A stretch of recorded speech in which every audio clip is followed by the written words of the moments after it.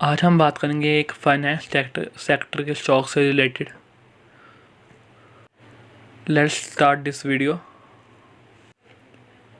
Company का नाम है मुथूट फाइनेंस लिमिटेड। ये कंपनी फाइनेंस सेक्टर है, जैसे इसके नाम में लिखा है मुथूट फाइनेंस सेक्टर की एक बहुत अच्छी कंपनी है। कंपनी का चार्ट पैटर्न पे हम चलते हैं। सबसे पहले आज जैसे कंपनी का रिजल्ट आया था 17 तारीख को कंपनी का रिजल्ट आया था और 2 दिन बीच में मार्केट क्लोज थी। तो इस करके आज कंपनी का जो परफॉर्मेंस है, तो स्टार्टिंग में कंपनी 1100 पे थी, 1151 पे। मार्केट क्लोज होते होते 1229 पे कंपनी पहुंची। कंस्टेंटली बीच में कंपनी भाग रही थी। अब चलते हैं कंपनी के लॉन्ग टर्म के चार्ट पैटर्न पे, और उसके बाद हम देखेंगे कंपनी की बैलेंस शीट और जो नए प्रॉफिट Q4 के प्रॉफिट आए हैं, उसमें कंपनी का क्या परफॉर्मेंस है। एक महीने में कंपनी की जो चार्ट पैटर्न है वो भी बहुत स्ट्रॉन्ग है। 6 महीने वाला चार्ट पैटर्न भी बहुत स्ट्रॉन्ग है। और देखते हैं मार्च के टाइम में जब लॉकडाउन हुआ था तो कंपनी का क्या हाल था। मार्च के टाइम में कंपनी का जो शेयर था 500 रुपये पे मिल रहा था, जबकि 1200 मतलब कि 700 सस्ता, अब के टाइम से 700 सस्ता इस कंपनी का शेयर प्राइस मिल रहा था। हर कंपनी उस टाइम गिरी है, हर कंपनी। तब अच्छे वैल्यूएशन पे हर कंपनी मिली है जिन्होंने उस टाइम पे इन्वेस्ट किया, उनका अच्छा रिटर्न मिला। उस टाइम से ये कंपनी भाग गई। बीच में जो RBI ने कहा था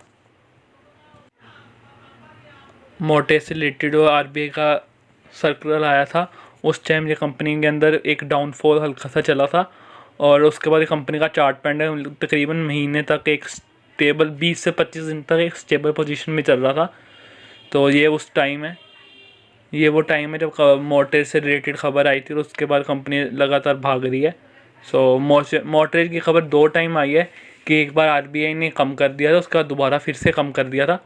तो उसका अभी थोड़े दिन पहले ही हर कंपनी जब गिरी थी, हर बजाज फाइनेंस वगैरह हर कंपनी फाइनेंस सेक्टर से रिलेटेड और बैंकिंग सेक्टर से रिलेटेड हर कंपनी उस टाइम पे गिरी थी।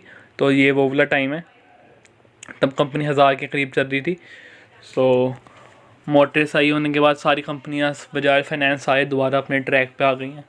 हम चलते हैं कंपनी के चार्ट पैटर्न पे। हमने देख लिया कि कंपनी का चार्ट पैटर्न कैसा है, और कंपनी के लो एंड हाई देखते हैं। कंपनी का लो जो है 476 रुपीज़ का, और जो हाई है 1284 रुपीज़ का, मतलब अपने हाई से कुछ रुपए ये कम कंपनी रह गई है। अब चलते हैं कंपनी के हम बैलेंस शीट के पास। ये हमारे कंपनी के चार्ट पैटर्न पे सामने लिखा हुआ मुथूट फाइनेंस नाम, और ये कंपनी की जो जितनी भी फिगर्स है इन करोड्स, क्योंकि लास्ट सेक्टर की कंपनी है, लास्ट सेक्टर की है ये कंपनी। अब चलते हैं नीचे कंपनी का चार्ट पैटर्न। रिजर्व देखते हैं कंपनी के लगातार बढ़ रहे हैं नीचे 77,400 के, फिर 9,300 के, और इसके बाद 11,000 की कंपनी के रिजर्व इस टाइम पे हो चुके हैं 2020 में मार्च में, जैसे ऊपर लिखा हुआ है। तो इस टाइम कंपनी के रिजर्व 11,000 के हो चुके हैं। तो काफ़ी बड़ी जंप आई है इनकी रिजर्व्स के अंदर भी। कंपनी का डेब्ट देख लेते हैं। पहले 21 का था, फिर 26,000 का, अब 36,000 का, क्योंकि RBI ने कह रही है कि कंपनीज़ को जो कस्टमर्स हैं उन्होंने अपने जितने भी अपनी वो देनी होती है, RBI ने जैसे मना कर दिया कि कस्टमर्स ने अपने इंस्टॉलमेंट्स को पे नहीं करना है। कोई उन्होंने रिजर्व टाइम दिया इंस्टॉलमेंट्स के लिए कि इससे इतने टाइम तक के लिए जो जितने भी फाइनेंस सेक्टर की कंपनीज है या बैंकिंग सेक्टर जिन्होंने लोन लिया हुआ है, तो कस्टमर ने रिजर्व नहीं देना।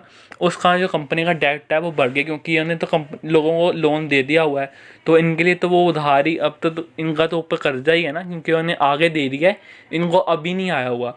तो इसलिए इनके पास रिजर्व्स अच्छे हैं और डेप्ट इनका कर्जा ही हुआ इनके हिसाब से, क्योंकि उन्होंने अभी कोई रिटर्न नहीं कमाया। तो ये इसलिए बढ़ता हुआ है। जैसे सब कुछ ठीक हो जाएगा, लॉकडाउन के टाइम सब ख़त्म हो जाएगा, कोरोना वायरस ख़त्म हो जाएगा, तो इनके रिजर्व्स वापस से नीचे गिर जाएंगे, और लायबिलिटीज़ वगैरह सब कुछ इनके वापस से नीचे गिर जाएंगे और कंपनी सही हो जाएगी। उस हिसाब से बाकी जितने भी फाइनेंस सेक्टर की कंपनियाँ होती हैं वो कभी डेप्ट फ्री नहीं होती, क्योंकि उनका काम ही कर्जे से रिलेटेड होता है। उनके यहाँ हमेशा लाखों करोड़ों में कर्जा होते ही होते हैं। जिस हिसाब से मार्केट कैपिटलाइजेशन होएगी उन कंपनीज़ की, उस हिसाब से कर्जा हमेशा होएगा ही। इन कंपनीज़ में कभी कर्जा ख़त्म होता ही नहीं और ना कभी हो सकता है, क्योंकि इनका काम ही ऐसा है। सो पर हम बात करेंगे कंपनी के बैंक बैलेंस से, जिससे ये कंपनी टैकल कर सकती है इस पोजीशन में, इस स्टेट ऑफ मार्केट में। अगर इनके पास रिजर्व ज़्यादा है, कैश एंड बैंक बैलेंस ज़्यादा है, तो इस मार्केट को एकदम से इस टाइम को इसको कंट्रोल करके निकल जाएगी, आगे निकल जाएगी कंपनी। तो देखते हैं कंपनी के बैंक बैलेंस की तरफ। सो 49,000 का 400 का, फिर 1700 का, और इस टाइम इस महीने मतलब इस साल कंपनी का जो रिजर्व है, कैश एंड बैंक बैलेंस है, वो डबल से भी ज़्यादा है। तो 4 गुना ही एक हिसाब से 5,000 के पास। और जो करंट एसेट्स हैं तो जो वो भी इस हिसाब से ही बढ़ते हुए हैं। ये कंपनी के करंट एसेट्स हैं इस टाइम 5,645 के। सो कंपनी बहुत अच्छे रिजर्व के साथ है, तो मतलब ये इस पीरियड को पास कर जाएगी। तो अब हम बात करते हैं कंपनी के प्रमोटर्स होल्डिंग्स की, कौन से प्रमोटर्स ने कितनी कितनी होल्डिंग्स हैं। तो ये हम आ गए प्रमोटर होल्डिंग्स के ऊपर। सो प्रमोटर्स की, जो कंपनी के प्रमोटर्स की होल्डिंग है वो 2019 में थी 23.48, और इस टाइम मार्च में 73.43, मतलब कुछ पॉइंट से गिरती हुई है, तो कोई इतनी बड़ी बात नहीं। और FIS ने, इन्वेस्टर्स ने कितने क्वांटिटीज़ थी, पहले 15% की थी 15.03, और अब 14% की। और DIS इंस्टीट्यूशन अपने डोमेस्टिक इन्वेस्टर्स ने जो थी पहले 8.35 की, अब 8.3 की। तो मतलब ये थोड़ी कुछ पॉइंट्स के हिसाब से गिरती हुई है। पर इंश्योरेंस कंपनीज ने अपनी जो होल्डिंग्स है वो बढ़ाई हैं। इंश्योरेंस कंपनी और फाइनेंशियल इंस्टीट्यूशंस ने भी अपनी कंपनी गिराई है, होल्डिंग्स गिराई हैं, और इंश्योरेंस कंपनी की 0.2 थी और 0.23 बढ़ती हुई है यहाँ पे भी। और MF मतलब कि म्यूचुअल फंड्स ने भी अपनी जो होल्डिंग्स है वो भी बढ़ती हुई है, पहले 6.6 थी और 6.09 है।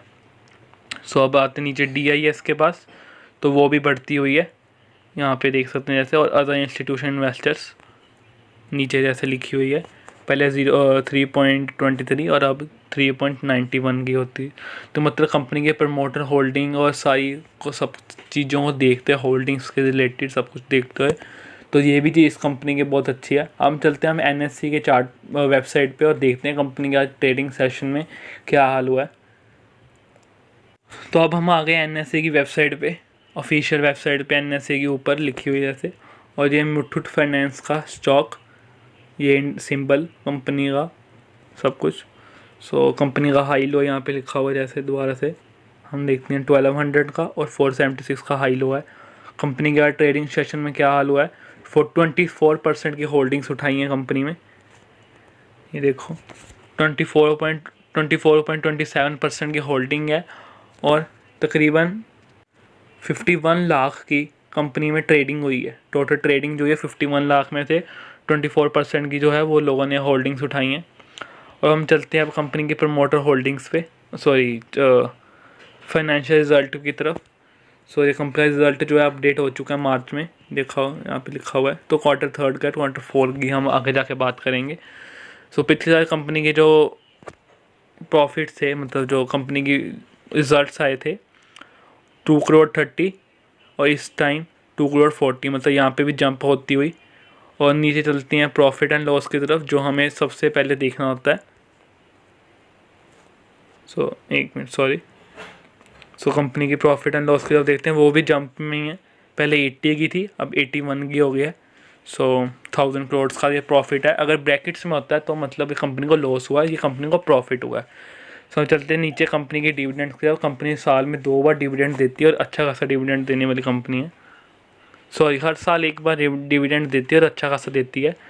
तो 2018 में भी 10% का 10 रुपीज़ का, 2019 में 12 रुपीज़ का, 2020 में 15 रुपीज़ का डिविडेंड देती है पर शेयर। 20 में भी मतलब अब शेयर अपना डिविडेंड दे चुका है। अब चलते हैं कंपनी के Q4 के रिज़ल्ट की तरफ, कि इसका Q4 का रिज़ल्ट जो अभी 17 तारीख को आया है, तो उसमें क्या परफॉर्मेंस है कंपनी की। ये हम आ गए Q4 के रिज़ल्ट की तरफ कंपनी के। तो मुथूट फाइनेंस जो नेट प्रॉफिट था वो जंप हुआ 59% से। 59% से ये कंपनी का प्रॉफिट जंप हुआ है, जो टोटल अमाउंट बनती है 815 रुपीज़ से जो करोड्स कंपनी का प्रॉफिट है वो जंप हुआ है। सो जैसे नीचे लिखा हुआ है, Muthoot finance reported 59% rise in net profit 815 crores in 2020। Net profit year को पिछले साल इसका इसी क्वार्टर में इसी टाइम में जो नेट प्रॉफिट था 500 का था, मतलब प्रॉफिट में जंप है जैसे हमने ऊपर देखा। और क्वार्टर थर्ड में इसी ईयर में क्वार्टर थर्ड में जो कंपनी का प्रॉफिट था वो 28% इंक्रीज़ हुआ था, जो इस बार हुआ था 2300 का और पिछली बार था 1800 का। सो मतलब कि कंपनी जो है हर क्वार्टर में अपना परफॉर्मेंस बढ़ता ही जा रहा है, क्योंकि लॉकडाउन का टाइम था और कंपनी ऐसे सेशन थे, हर बिजनेस बंद थे, तो लोन लेने वाला कोई बंदा नहीं था, इसलिए क्वार्टर 4 के रिजल्ट्स हैं वो कंपनी के इतने गिरते हुए हैं। पर उस हिसाब से भी कंपनी के प्रॉफिट में पिछले साल से रिलेटेड देखा जाए तो हाई की है, मतलब बढ़ी हुई है। सो बहुत अच्छी बात है। अब चलते हैं आगे, पढ़ते हैं कंपनी में कोई इन्फॉर्मेशन दी हुई है तो।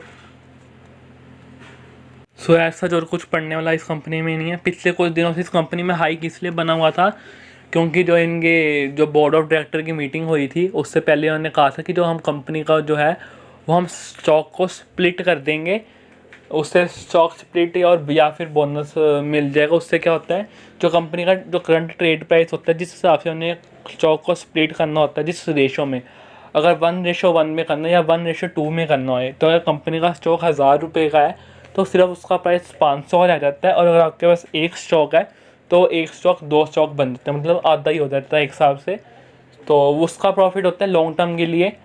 सो ये कंपनी ने कहा था कि हम ऐसा कर सकते हैं, पर जो पीछे कंपनी के प्रमोटर्स की जो मीटिंग हुई है उसमें उन्होंने साफ कर दिया कि ऐसा कुछ नहीं होगा। तो उसके कारण कंपनी में आज थोड़ा सा रिसेशन, मतलब कुछ गिरावट हुई थी स्टार्टिंग में, पर उसके बाद फिर सारा कंपनी अच्छी चलती गई क्योंकि इनके रिज़ल्ट अच्छे थे। अब हम बात करते हैं कंपनी के डिटेल में कि कंपनी काम क्या करती है। तो हम विकीपीडिया पर चलते हैं, देखते हैं कंपनी काम क्या करती है। तो साफ साफ यहाँ पे लिखे थे इंडिया की सबसे फाइनेंस सेक्टर की सबसे बड़ी कंपनी है जो गोल्ड लोन प्रोवाइड करती है। और ये इंडिया की नहीं, पूरे वर्ल्ड की सबसे बड़ी कंपनी है जो प्रोवाइड करती है लोन, सबसे बड़ी गोल्ड प्रोवाइड करने वाली कंपनी है। सिर्फ ये कंपनी यहाँ पे नहीं काम करती, इसका काम और दूसरी कंट्रीज़ में भी है, जैसे कि देख सकते हो यूके में इस कंपनी आज से establish in UK, USA, United nation और अरब एम्पायर एमरेट्स, मतलब दुबई वाली साइड की जगह पे। और कंपनी लोकेटेड कहाँ से, कनाडा की कंपनी है, मतलब इंडियन कंपनी है ये एक, और इसके 4400 से भी ज़्यादा ब्रांचेस हैं आउटसाइड, जो हमारे कंट्रीज से बाहर की साइड से भी इस कंपनी के इतने सारे ब्रांचेस हैं। तो ये कंपनी फ़ॉरेन, इंडिया के साथ साथ फ़ॉरेन में भी काम करती है। तो ये कंपनी के पास बहुत अच्छा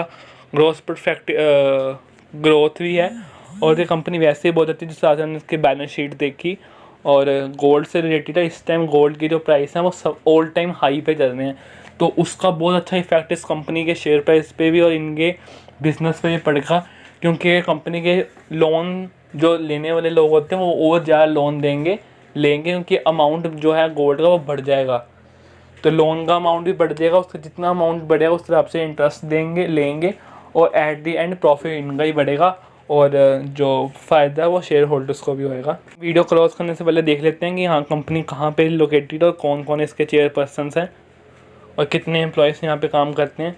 तो देख लेते हैं कंपनी काम क्या करती है। फाइनेंस सेक्टर में कंपनी काम करती है। इस्टेब्लिश हुई थी 1939 में, कहाँ, कोच्चि केरला इंडिया में हुई थी। ये सारे इसके चेयरमैन MD वगैरह हैं। तो ये कंपनी के अंदर 2012 की जो डाटा है उस हिसाब से कंपनी के अंदर 30,000 से ज़्यादा एम्प्लॉयज़ काम करते थे, और अब भी उससे भी ज़्यादा करते हैं। और यहाँ पे साफ साफ लिखा हुआ नीचे कि ये अकेला लोन प्रोवाइड करने से ज़्यादा और क्या क्या काम करती है, जिसके मेन टारगेट्स होते हैं मुथूट फाइनेंस के। तो ये स्मॉल बिजनेस, जो छोटे छोटे बिजनेस होते हैं, वेंडर्स होते हैं, farmers, traders, MSME business owners, share individuals, salary वाले लोग, उन सबको ये लोन्स वगैरह प्रोवाइड करके देते हैं। सो मतलब जो भी छोटे छोटे लोग होते हैं सब पे ये ज़्यादा उन पे फोकस करती है, कि बड़ी बड़ी कंपनीज़ को इतना लोन प्रोवाइड नहीं करती जितना छोटी छोटी कंपनीज, छोटे छोटे लोगों, इंडिविजुअल पर्सनस को ये कंपनी लोन प्रोवाइड करती है। सो जिस हिसाब से हमने कंपनी को देखा तो फ्यूचर में ये कंपनी बहुत अच्छा परफॉर्म करेगी, और इस टाइम भी कंपनी बहुत अच्छा परफॉर्म करती आ रही है। जिसने लॉन्ग टर्म के टाइम पे इस कंपनी को ख़रीदा होगा तो उसको आज 700 रुपये पर शेयर का प्रॉफिट हो रहा होगा। सो लॉन्ग टाइम में अगर हम कभी भी कौन सा भी स्टॉक को हम परचेज़ करते हैं उसमें हमेशा हमें अच्छे फ़ायदे और रिटर्न मिलते हैं। सो ये थी मेरी analyse. So this is the end of this video and thank you, bye bye.